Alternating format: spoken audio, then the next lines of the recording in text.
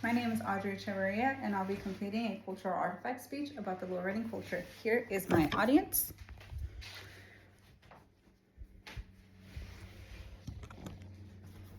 You've heard the music coming from the speakers as they drive down the street, fast enough to keep the traffic moving, but slow enough to let you admire the shine of their wire wheels. Lowriders do more than turn heads, they tell stories.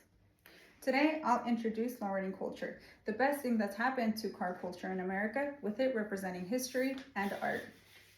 First, I'll take you through the history of lowriding. Second, we'll review the history of my artifact, the lowrider car. And third, I'll touch on my personal connection to lowriding. Let us start with the history of lowriding, its origin, misconception, and global influence. Lowriding originated during the 1940s in the southwestern part of the United States.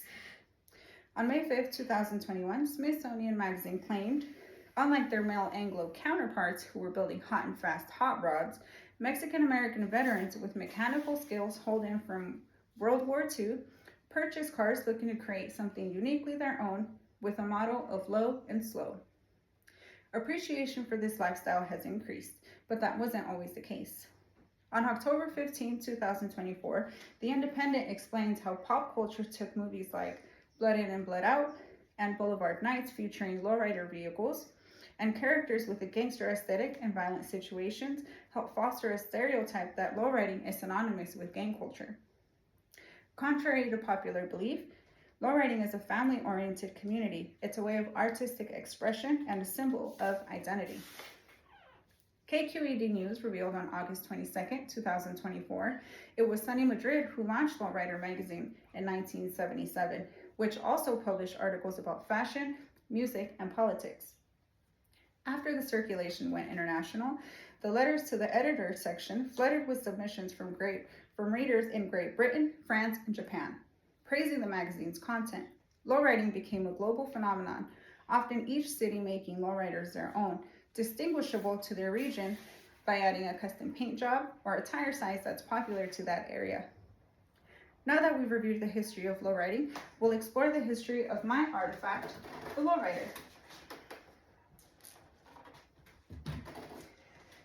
While many components make up a lowrider, I'll be touching on the suspension, paint, and the type of vehicles used for lowriding. Originally, trunks filled with concrete bags helped achieve the lowered look. The modification to suspension wasn't introduced until after 1958, when the change to the California Vehicle Code 24008 specified that vehicles could ride no lower than the bottom of their rims. Ron Aguirre installed the first hydraulic system in his 56 convertible. Utilizing surplus parts from the World War II fighter planes, this allowed him to both lower and raise the car to street legal at the flip of a switch, stated Remezcla on April 14, 2017. This was an asset to lowriders, for this meant they could avoid run-ins with law enforcement. William Shakespeare once said, "The eyes are the windows to the soul." The same goes for cars' custom paint. A custom paint job consists of patterns, stripes, two-tone, candy, flake, or murals. As reported in 2021 by Lowrider Syndicate, murals are a gateway to another dimension and often come with two stories, the one you interpret and the one told by the artist or owner.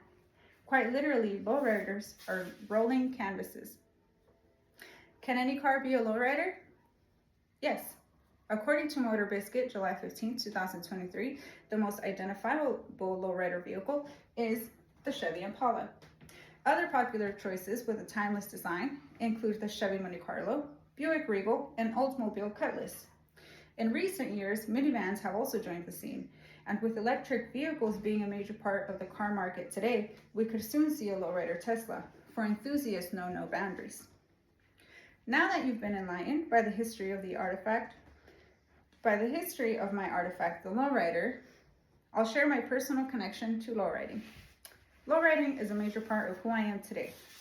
I'll explain my introduction to lowriding, what it means to me, and how the culture has benefited me. I attended my first car show with my fiance, not as a spectator, but as a participant.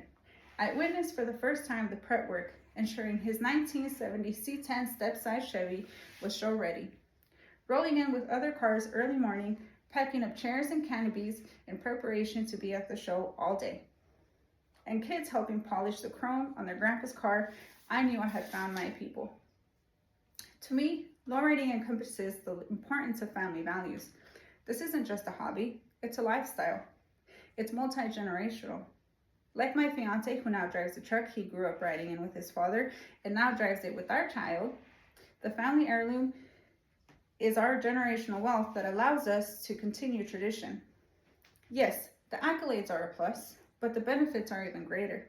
We actively challenge the stereotype by holding community building events like Toys for Tots during Christmas and year-round school fundraisers. The opportunity to share a common interest with my family while also building lasting friendships and support network is something I'll cherish for the rest of my life. Today, we touched on the history of lowriding, we discussed the history of my artifact, the lowrider, and explored my personal connection to this culture. We witnessed how lowriding is a representation of values and traditions, looking to break stereotypes and build communities. I leave you with an invitation to your nearest car show to embrace a community where, although their car sits low, their culture stands high.